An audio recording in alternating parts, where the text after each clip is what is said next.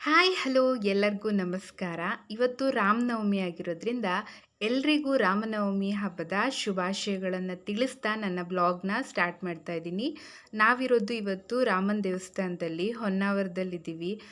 ಸಿಕ್ಕಾಪಟ್ಟೆ ರಶ್ ಇತ್ತು. ನನಗೆ ಕರೆಕ್ಟಾಗಿ ವೀಡಿಯೋಗಳನ್ನು ಕೂಡ ಮಾಡಲಿಕ್ಕೆ ಆಗಲಿಲ್ಲ. ಯಾರೆಲ್ಲ ನನ್ನ ಚಾನಲ್ನ for the first time visit ಮಾಡ್ತಿದ್ದೀರಾ, ಸಬ್ಸ್ಕ್ರೈಬ್ ಮಾಡ್ಕೊಳ್ಳಿ ಫ್ರೆಂಡ್ಸ್, ಲೈಕ್ ಕಮೆಂಟ್ ಶೇರನ್ನು ಮಾಡಿ ಅಂತ ಕೇಳ್ಕೊಳ್ತಾ ಎಲ್ರಿಗೂ ಮತ್ತೊಮ್ಮೆ ರಾಮನವಮಿ ಹಬ್ಬದ ಶುಭಾಶಯಗಳನ್ನು ತಿಳಿಸ್ತಾ ಇವತ್ತಿನ ಬ್ಲಾಗ್ನ ಸ್ಟಾರ್ಟ್ ಮಾಡ್ತಾ ಇದ್ದೀನಿ. ಇದು ಹೊನ್ನಾವರದಲ್ಲಿ ನಡೆಯುವಂತಹ ತೇರಾಗಿರುತ್ತೆ. ನಾನು ಕೂಡ ಇದು ಹೋಗ್ತಾ ಇರೋದು ಫಸ್ಟ್ ಟೈಮ್ ಆಗಿರುತ್ತೆ. ಸೊ ನಾನು ಕೂಡ ರಾಮನ ದೇವಸ್ಥಾನಕ್ಕೆ ಹೋಗಿದ್ದೆ, ಬಟ್ ತೇರ್ಗೆ ಹೋಗಿರಲಿಲ್ಲ. ಹೊನ್ನಾವರದಲ್ಲಿ ತೇರಿತ್ತಲ್ಲ, ಹಾಗಾಗಿ ನಮ್ಮನೆಯವ್ರು ಇವತ್ತು ಸಂಡೇ ಆಗಿದ್ದರಿಂದ ಕರ್ಕೊಂಡು ಹೋಗಿದ್ರು. ತುಂಬಾ ಜನ, ಸಿಕ್ಕಾಪಟ್ಟೆ ಜನ ಇದ್ದರು. ನಮಗೆ ಓಡಾಡೋಕ್ಕೆ ಕೂಡ ಸಖತ್ತು ಕಷ್ಟಪಟ್ಟು ಓಡಾಡ್ತಾ ಇದ್ವಿ. ಸೊ ನಮ್ಮನೆಯವ್ರು ಹೇಳ್ತಾ ಇದ್ರು, ವಿಡಿಯೋ ಮಾಡೋಕ್ಕಾಗಲ್ಲ ಬೇಡ ಅಂತ ಹೇಳ್ತಾ ಇದ್ರು. ಸೊ ಇಂಥ ಜನದ ಮಧ್ಯ ನಾನು ಎಷ್ಟಾಗುತ್ತೋ ಅಷ್ಟು ವಿಡಿಯೋನ ಮಾಡಿದ್ದೀನಿ ಫ್ರೆಂಡ್ಸ್.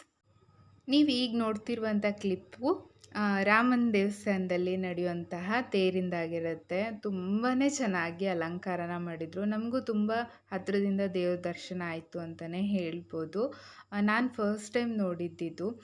ಸಿಕ್ಕಾಪಟ್ಟೆ ಖುಷಿ ಆಯಿತು. ಹಾಗೆಯೇ ಬಟ್ಟೆ ಅಂಗಡಿ ಇರ್ಬೋದು, ಗೋಬಿ ಮಂಚೂರಿ, ಸ್ನ್ಯಾಕ್ಸ್ ಐಟಮ್ಸು, ಆಮೇಲೆ ಸೋಡಾ ಶರ್ಬತ್ತು, ಎಕ್ಸಿಬಿಷನ್ಸು ಸಿಕ್ಕಾಪಟ್ಟೆ ಬಂದಿತ್ತು. ಬಟ್ ನಮಗೆ ಎಲ್ಲೂ ಕೂಡ ಹೋಗೋಕ್ಕಾಗ್ತಾ ಇರಲಿಲ್ಲ, ಅಷ್ಟು ಕ್ರೌಡ್ ಇತ್ತು ಅಂತ ಹೇಳ್ಬೋದು.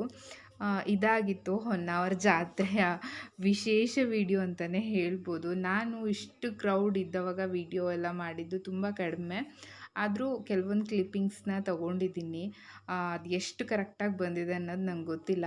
ಎಕ್ಸಿಬಿಷನ್ ಒಳಗಡೆ ಹೋಗೋಣ ಅಂತಂದರೆ ಅಲ್ಲಿ ಒಳಗಡೆ ಹೋಗೋಕ್ಕೂ ಆಗ್ತಾಯಿರಲಿಲ್ಲ, ಅಷ್ಟು ಜನ ಇದ್ದರು ಅಂತಲೇ ಹೇಳ್ಬೋದು ಕೂಡ. ಯಾರೆಲ್ಲ ರಾಮನವಮಿನ ಯಾವ್ಯಾವ ರೀತಿ ಸೆಲೆಬ್ರೇಷನ್ ಮಾಡಿದ್ರಿ, ಯಾರ್ಯಾರು ಟೆಂಪಲ್ ಹೋಗಿದ್ರಿ, ಯಾವ ಟೆಂಪಲ್ ಹೋಗಿದ್ರಿ ಅಂತ ಹೇಳಿ.